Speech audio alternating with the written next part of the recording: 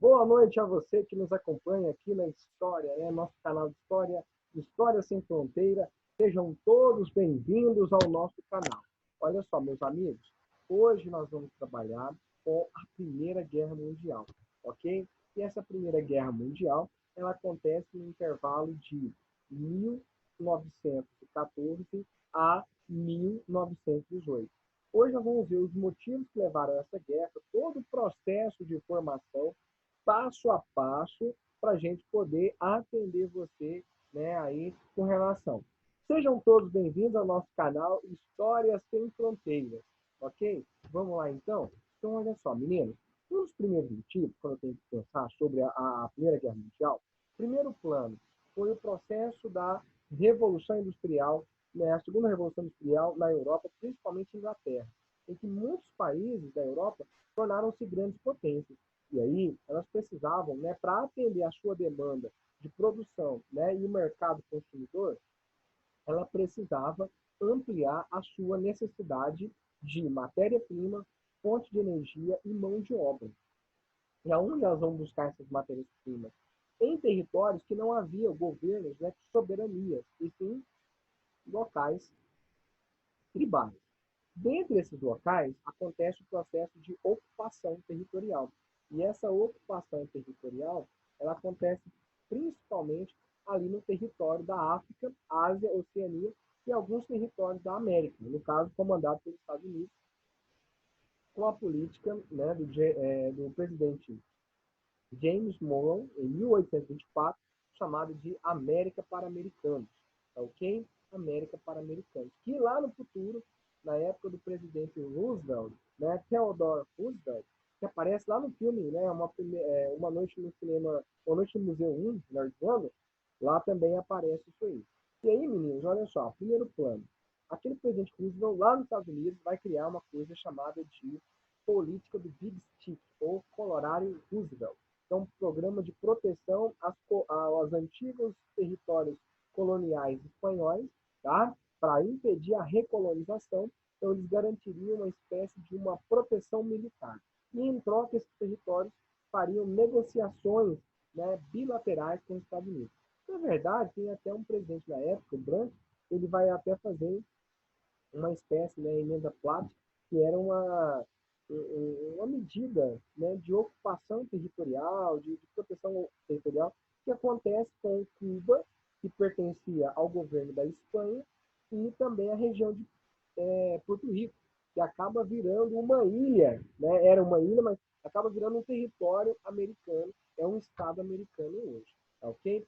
Vamos voltar então para a Europa? Então eu tenho Revolução Industrial, que foi muito importante para o desenvolvimento tecnológico, segundo a Revolução Industrial, com o uso, né, do motor a explosão, uso de combustíveis, uso também de energia elétrica, com o sistema Bressner, tá? Então, todo esse processo aí vai ser usado, tá? O Bressner, né, perdão, com relação ao aço, tá? E o dínamo, melhor dizendo, para a produção de energia. Senhores, então, a partir desse momento, nós vamos observar justamente isso. Era preciso buscar novas áreas para retirar matérias-primas, fontes de energia, né? Carvão mineral e petróleo, daí a ocupação lá do Oriente Médio, região do Iraque, a região, né, da Arábia Saudita, a região, todo aquele Oriente Médio era colônia britânica ou francesa. Nós vamos ver isso. Antes disso, antes da Primeira Guerra Mundial, aqueles territórios eram controlados pelo Império Turco Otomano. Tá ok? Tá? Vamos deixar bem claro isso aí. Bom, vocês estão visualizando aqui no nosso mapa, né, a região de ocupação da África. Essa África que você está vendo aí, cada corzinha representa um país. Então, ó, verde escuro pertencia o Congo, a Bélgica. Essa parte rosa pertencia à Alemanha. Então, a Alemanha tinha dois territórios aí na África, dois não, quatro territórios. Tudo bem?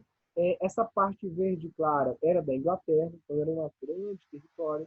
Essa parte amarela pertencia à França. Essa parte laranja pertencia à Itália. Essa parte marrom pertencia a Portugal, tudo bem? Essa parte azul, né, eram territórios independentes. Lá no futuro vai ter uma independência do Egito. Nós vamos ver isso aí. Essa parte em vermelho pertence à Espanha. Lembrando que esse território aqui, chamado de Gibraltar, hoje pertence à Inglaterra, tá? Foi a chamada questão do Marrocos. Lá na frente a gente vai observar sobre isso aí. Bom, meus coleguinhas, vamos lá então.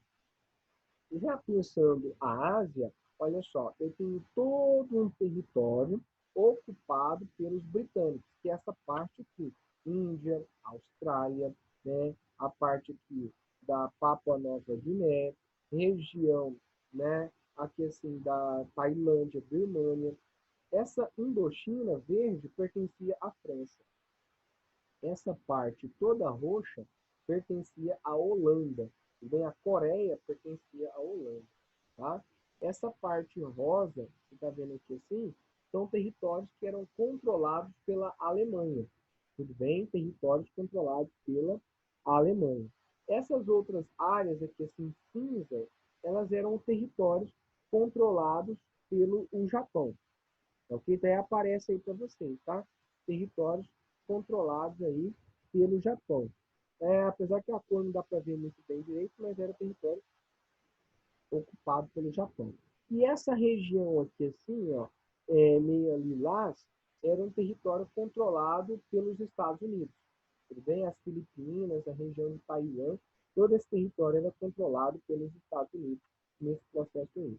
Lembrando que a Coreia tornou-se um território ocupado pelo Japão e após a Primeira Guerra Mundial, o Japão vai ocupar boa parte do território chinês. Tá? Essas áreas aqui de laranja eram áreas de controle britânico, tudo bem? Essa parte verde, área de controle francês. E essa parte pigmentada que vai chegar até a Turquia, área de controle russo. Então, tenta imaginar o tamanho dos territórios controlados pelas potências europeias. Tá? Isso que eu tenho que deixar bem claro para você. Bom, avançando aqui, nós vamos observar que, primeiro plano, né? O clima se prepara para a guerra. As potências precisam de território. Ocorre uma divisão da África, que é o tratado, a Conferência de Berlim. Divisão da África entre as potências europeias. Ok, mas isso não é o bastante. É uma potência que quer ampliar mais, quer tornar-se cada vez mais rica.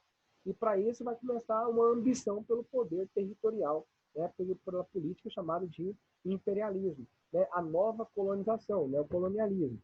Nós vamos ver a disputa entre as potências por colônia, uma concorrência econômica, produção industrial cada vez mais.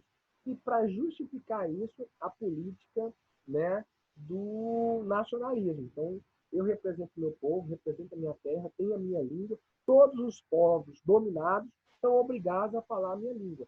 Se eu controlo 60 territórios e eu me chamo Inglaterra, todos os territórios deverão falar inglês.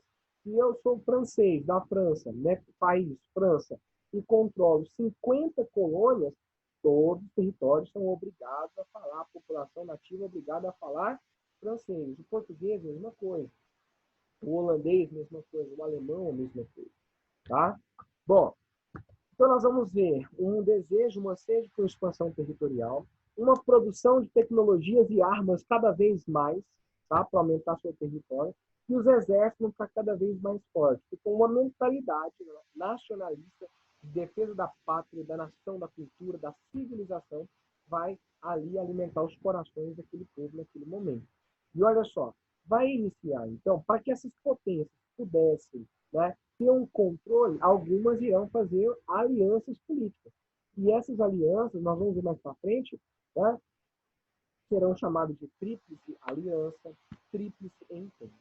Mas antes disso, né, os povos, principalmente da Europa, despertavam um sentimento de unificação da sua cultura, da sua tradição. Então, onde tivesse um alemão, a Alemanha deveria estar ali, naquele território. Então, vai começar na Alemanha o chamado sentimento nacionalista de pan-germanismo, que era a união de todos os povos germânicos em um grande território. Depois, a Rússia vai criar o programa do pan-eslavismo, que é a construção de uma grande mãe Rússia, de um grande império russo. Tá? Continuando, como havia dito a vocês, ali por volta do ano de 1910 já começa a política de aliança. No caso, a Tríplice Aliança ela é do final do século XIX. A Tríplice Entente já é depois. Lembrando que todos esses territórios, olha só, desde Noruega, Suécia, Alemanha, Áustria, Bulgária, Rússia, Turquia, todos esses territórios, Itália, a Espanha, Portugal, até um pouco antes ali da Primeira Guerra Mundial, esses territórios eram todos impérios. Então, durante a história desse momento, você vai escutar um termo falado de reinos, impérios centrais. Então, esses impérios aqui, se você acompanhar comigo no mouse, é o central aqui assim, ó. Vai desde a Alemanha, a Áustria, pega toda essa região da Iugoslávia e vai até a Turquia. São chamados impérios centrais. Tá? Eu tenho aqui do lado, você acompanha comigo, o Império Russo, né, que vai continuar. Ele vai terminar durante a Primeira Guerra Mundial por outro motivo, devido à Revolução Russa. Vamos lá. Então, ó, Tríplice Entente. Quais são os territórios? Acompanha comigo, ó. Eu tenho Inglaterra, França e Rússia, com apoio de Portugal. Tudo bem? Portugal, no final da guerra, acaba apoiando esse pessoal. A Itália é um país vira-folha, porque está do lado da Alemanha e da Áustria. Depois, de 1915, muda de lado, porque não vê vantagem ficar do lado da Alemanha. Depois tem uma chamada Tríplice Aliança. O que seria a Tríplice Aliança? Né? Seria Alemanha, Áustria e Itália. Só que a Itália muda de lado. O Império Turco vai apoiar e a Bulgária também vai apoiar. Beleza? Bom, vamos avançar aqui. Então, vocês viram os dois blocos políticos. Tríplice Aliança, Tríplice Entente. São alianças econômicas? Mais ou menos. São alianças políticas e alianças militares. Beleza? Tá? Fica tranquilo aí. Alianças políticas, alianças militares. Vamos lá. Senhores, política de alianças, então. Então, olha só. 1914, eu tenho aqui os reinos centrais, a tríplice cordial, a tríplice entente e a tríplice aliança de Rosa. Tudo bem? Ah, professor, a guerra ficou apenas na Europa? Não, gente. Muitos cenários de combate aconteceram nas colônias, tanto aqui na África quanto na Ásia. Tá? Depois eu vou passar um linkzinho para vocês também, dando uma maior, né, amplitude da Primeira Guerra Mundial, que é bem legal assistir. Vou colocar o link para vocês também. Tá? Após a Primeira Guerra Mundial, veja a quantidade de países que surgem da antiga Império Austríaco, da Iugoslávia, da Bulgária, Grécia, Albânia. A própria Alemanha perdeu muitos territórios. Vão surgir a Polônia, né, território prussiano. Né? Aqui em cima tem Lituânia, Letônia, Estônia, né, Belarus, România, Moldávia. São territórios que não existiam e passaram a existir após a Primeira Guerra Mundial. Tudo bem? Tchecoslováquia, né? Divisão da Áustria e da Hungria, redução dos territórios. Vamos lá. Bom, continuando aqui. Os movimentos nacionalistas da Europa. Então, tanto o pan-eslavismo com relação à Rússia, quanto o pan-germanismo com relação à Alemanha, são programas políticos de unificação. Vamos dar uma olhadinha no pan-eslavismo? Olha só. Liderado pela Rússia, pregava a união de todos os povos eslavos, né, da Europa Oriental, principalmente aqueles que se encontravam dentro do território, né, austro-húngaro. Então já começa uma disputa entre a Rússia e a Áustria, porque tinha muita gente de origem eslava que moravam dentro da Áustria. E qual é o projeto? Que onde aquele povo mora, ali deveria ser território russo. Mas calma, vamos para o pan-germanismo. Vamos lá? Olha só, pan-germanismo, liderado pela Alemanha, pregava, né, a completa anexação dos territórios, né, onde tivesse um alemão na Europa, aquela terra deveria pertencer à Alemanha. Meu Deus, olha que confusão que isso irá, né, gerar na geopolítica da Europa naquele momento. Continuando aqui, qual foi o motivo da guerra? Gente, a Áustria controlava um território chamado de Iugoslávia. E a Iugoslávia, né, a Sérvia, né, era a capital da Iugoslávia, da Bósnia, Aquele território era de povo eslavo. Então, os eslavos, amizade com Rússia. Eslavos, amizade com Rússia. Então, eles não gostavam da dominação austríaca. Cara, isso já estava gerando ali uma insatisfação muito grande. Né? O povo da Sérvia queria romper, queria separar com a Áustria, mas era impossível, porque estava cheio de exército. Então, para mostrar o poderio, a sua exuberância, o duque, né, o filho do rei da Áustria, Francisco Ferdinando, era muito jovem, tinha recém-casado, ele então resolveu fazer um passeio, né, mostrar o poderio da Áustria, e aonde? Em Sarajevo, capital da Sérvia, da Bósnia.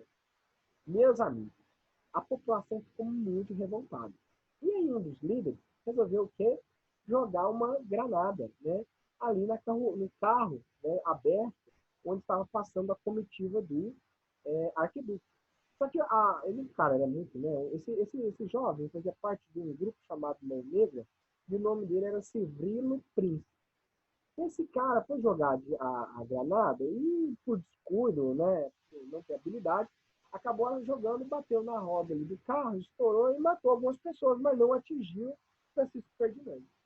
E a comitiva, quem estava próximo da comitiva foram machucados, muitos morreram, né? Ali mais ou menos umas 10, 15 pessoas ficaram feridas.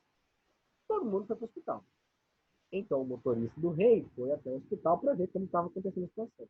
Saindo do hospital, o motorista pegou uma rua errada. Ia ao local errado, na hora errada. Quando ele foi retomar a avenida principal de Sarajevo, né, da capital da Bósnia, o Cibrino, então, né, saca uma arma e mira para o lado, né, do Francisco Ferdinand. E acaba acertando meio que queima-roupa, atingindo o peito dele e a mulher dele. Então ele assassina o Francisco Ferdinand. E aí vai ser uma comoção, porque, olha, os sérvios mataram o herdeiro do trono da Áustria. E aí a Áustria vai exigir, durante isso aconteceu por volta do dia 28 de junho de 1914, a Áustria deu um mês para fazer a investigação. Prendeu o Sevrilo? Prendeu. Adiantou? Não, porque a Áustria vai declarar o quê? Um mês depois, a Áustria não quis saber das investigações e declarou guerra à Sérvia. Mas a Sérvia tem qual povo? Sérvio. E o sérvio é eslavo. E o eslavo é quem? É povo russo. Então a Rússia vai atacar quem? A Sérvia. Não a Sérvia totalmente, mas a Rússia vai ajudar os sérvios contra a Áustria. Então, automaticamente, vai ser uma guerra da Rússia contra a Áustria.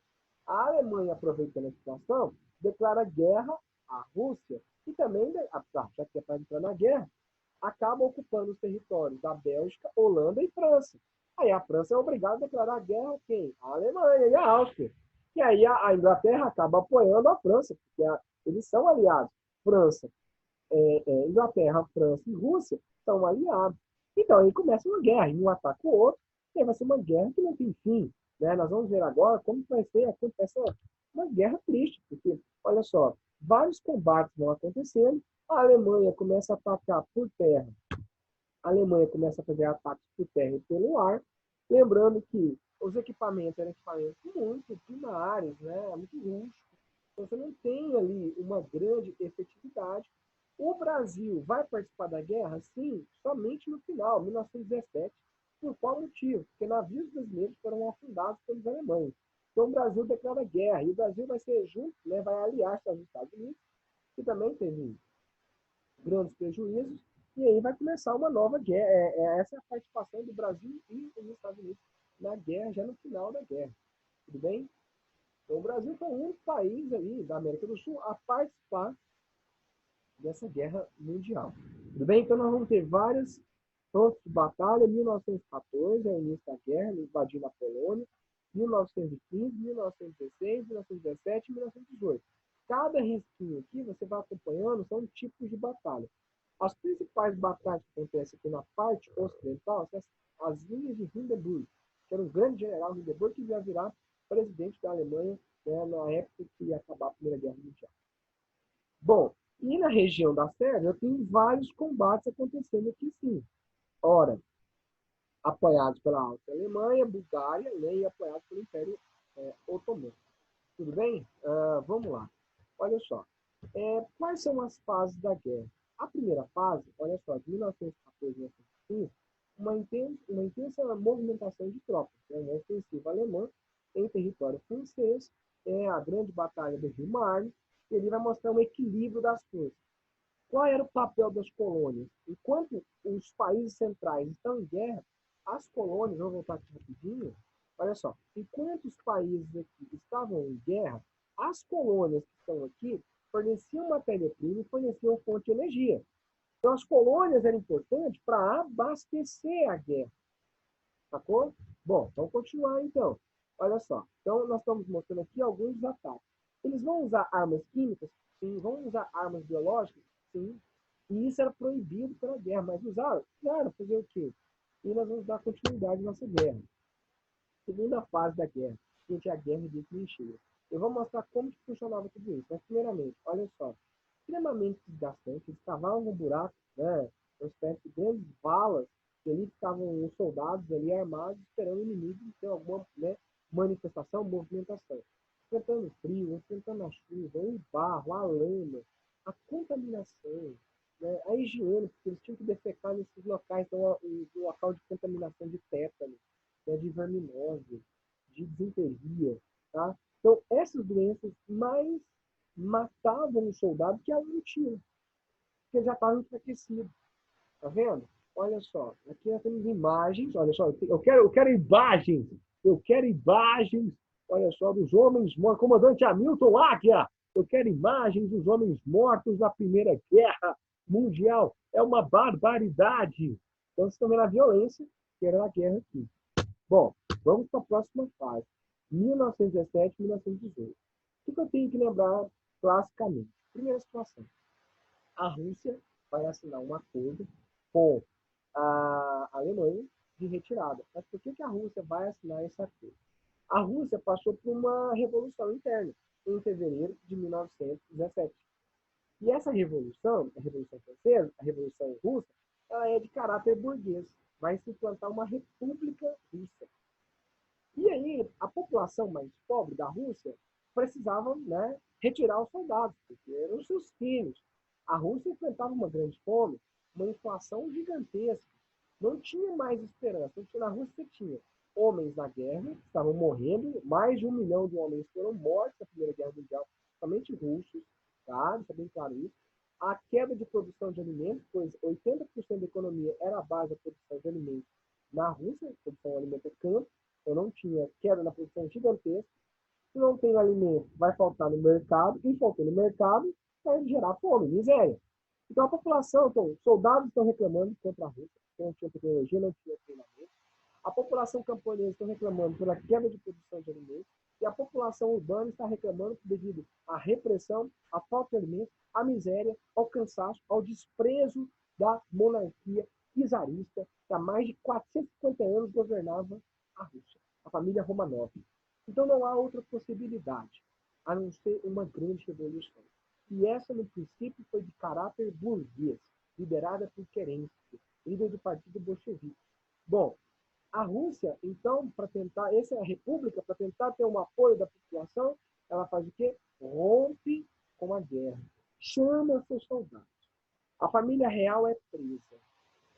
E aí vai ficar 8 meses esse governo, vai de fevereiro até outubro. Quando chega em outubro, eles não conseguem mais governar a Rússia. Sofre um golpe militar, que é liderado agora pelos bolcheviques, pelos vermelhos, pelos soviéticos. E aí vai começar então a chamada Revolução Russa Soviética, que vai gerar uma guerra civil, né, entre 1918 e 1921. Nós vamos ver isso depois mais na frente, na Revolução Russa. E aí você tem que lembrar o seguinte, qual era a promessa do Lenin? Retirar a Rússia de fato da guerra, gerar, né, produção de alimentos e pacificar a população. Então ele prometia, vocês querem terra, vocês querem pão, vocês querem paz? Trabalhadores russos soviéticos de todo o mundo, univos em prol de uma grande mãe Rússia.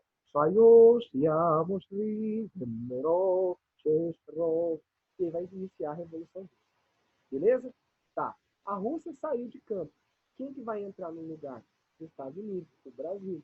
O Brasil vai fornecer apenas equipe médica, remédios. Os Estados Unidos vai enviar soldados. Ok. Bom, continuando então essa guerra, esse é o modelo de guerra de trincheiras, como eu havia comentado com vocês. Veja que esses soldados aqui embaixo, eles estão usando máscaras, porque eles jogavam bombas químicas, e isso, né, intoxicava aquela população, né, de soldados que estavam ali do lado inimigo.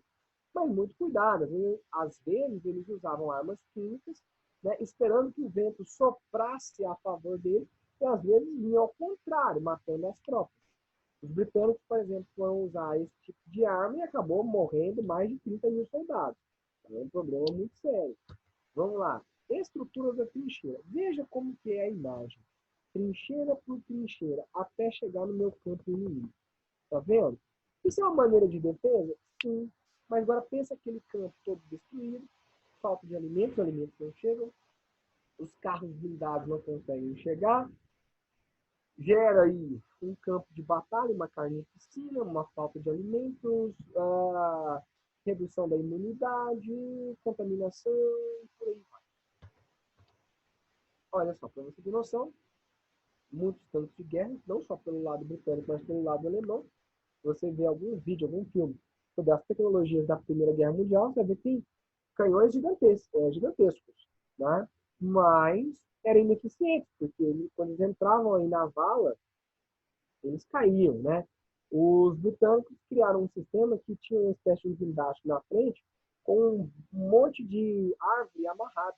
E quando tinha uma trincheira, aquela haste soltava, aquele feixe de árvore, né, de galho, caía na trincheira e aí facilitava o tanque passar. Mas isso não adiantou muita coisa, não. Bom, continuando. Vamos ver um relato de um soldado? Olha o que ele fala para a gente. O trecho é de 1916, Batalha do Somme. Vamos lá? Estamos tão exaustos que dormimos mesmo sob um intenso barulho. A melhor coisa que poderia acontecer seria os ingleses avançarem e nos fizerem prisioneiros. Ninguém se importa conosco. Não somos revezados. Os aviões lançam projéteis sobre nós. Ninguém mais consegue pensar. As rações estão esgotadas. Pão, conservas, biscoitos, tudo terminou. Não há uma única gota de água. É o próprio inferno. Veja um relato de um soldado alemão em meio ao combate. E veja as dificuldades, veja como era difícil sobreviver a essa guerra. Tanto que tem um filme chamado A Batalha, né, a Primeira Guerra Mundial, chamado Batalha de 1917, até saiu no cinema esse ano, que mostra muito bem isso. Chega no final da guerra, o Natal de 1917, alemães, ingleses e franceses vão celebrar o Natal. Por quê, professor? Ora, porque não fazia sentido aquela guerra.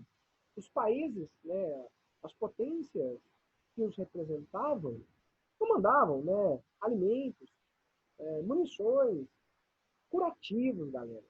Então era uma guerra, uma carnificina essa guerra.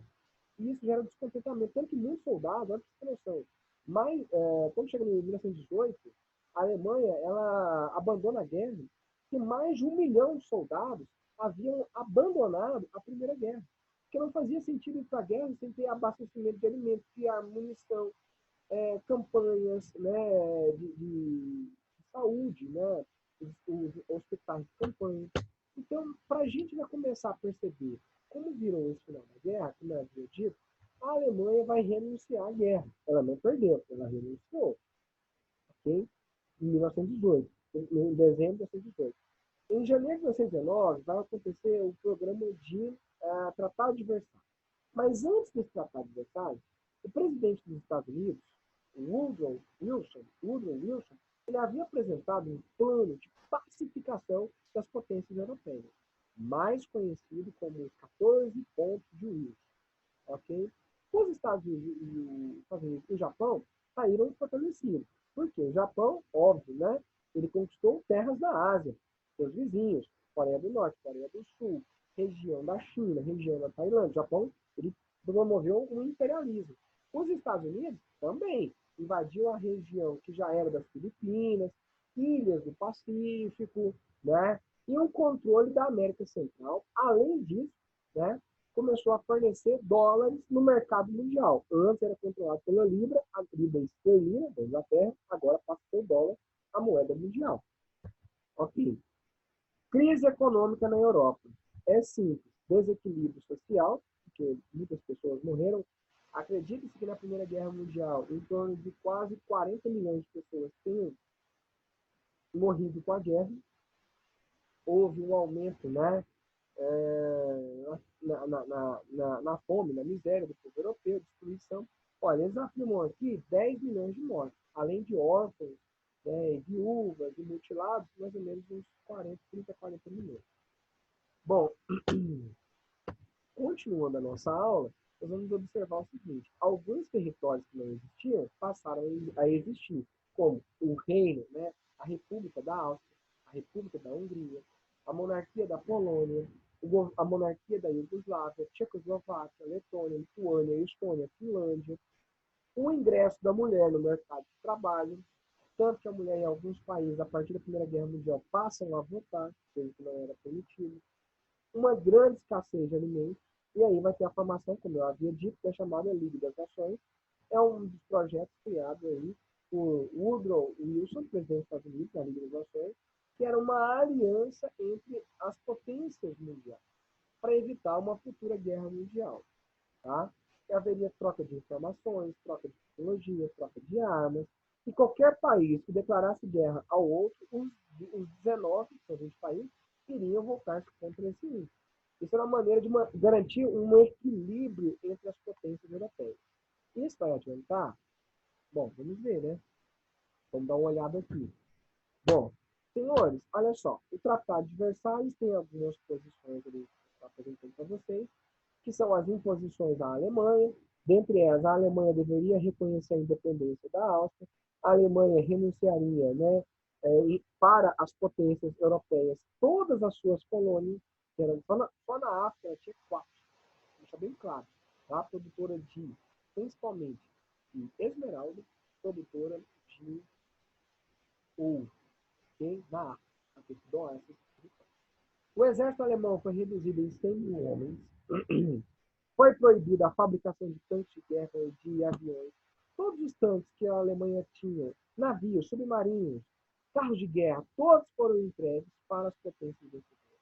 A Alemanha teve que pagar uma dívida de aproximadamente 33 bilhões de dólares naquele momento.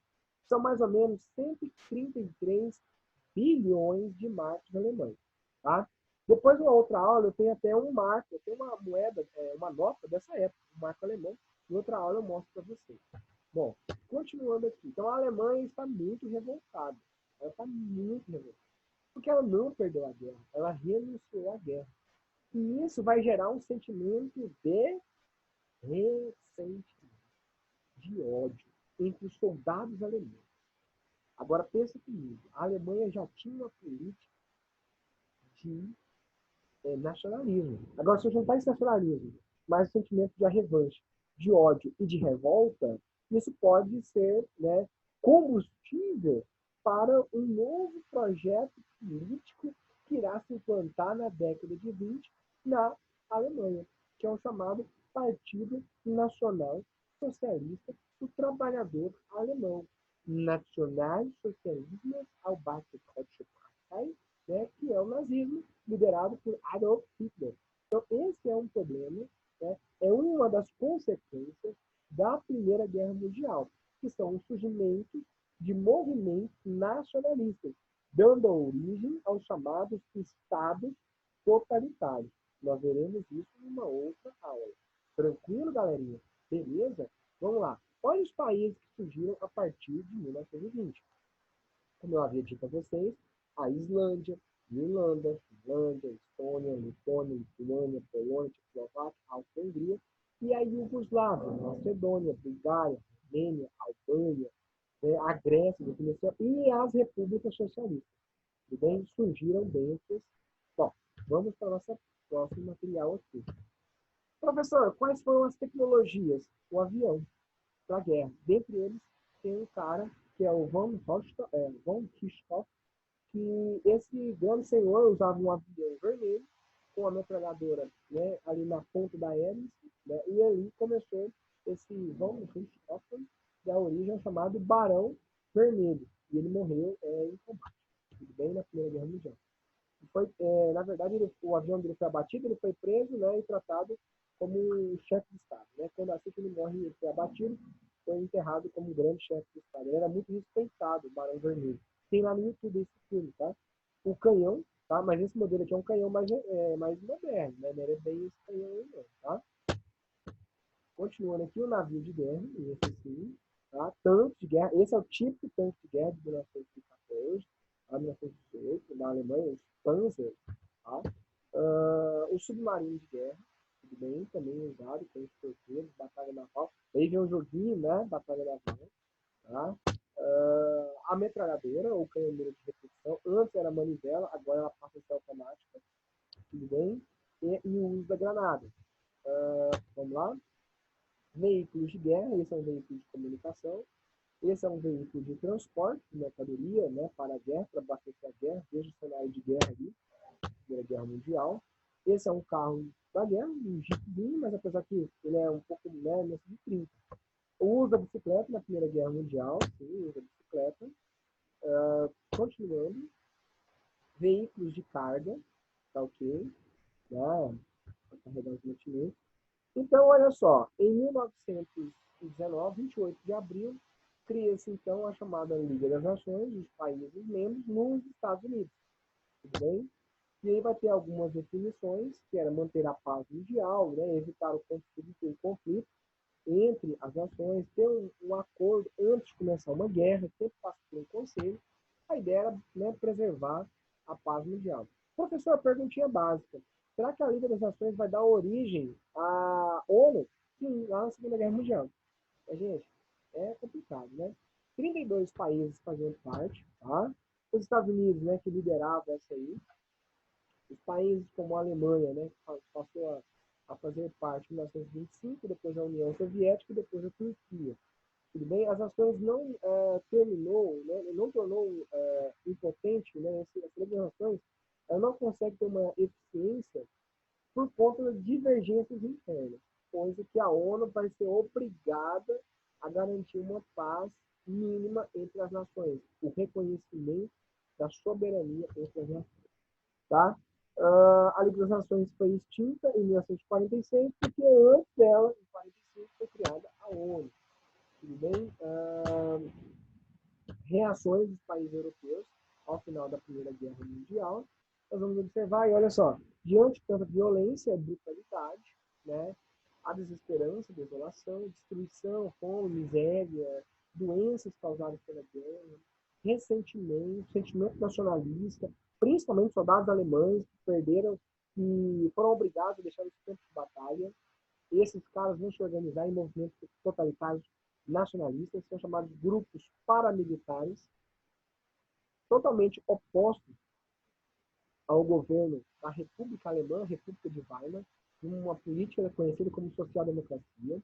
Nós vamos observar também uma questão aqui da Alemanha, esse ressentimento, né, como eu havia dito a vocês, vai desencadear o que nós chamamos de movimentos nacionalistas, e o mais clássico da Alemanha é o Partido Nacional Socialista Trabalhador Alemão, que é o nazismo, o nazi, tudo bem? Senhores, essa então foi o resultado, o início, os motivos da Primeira Guerra Mundial. No mais, fica aqui o meu muito obrigado e até uma próxima. Ok, galerinha? Um forte abraço a todos vocês. Tá?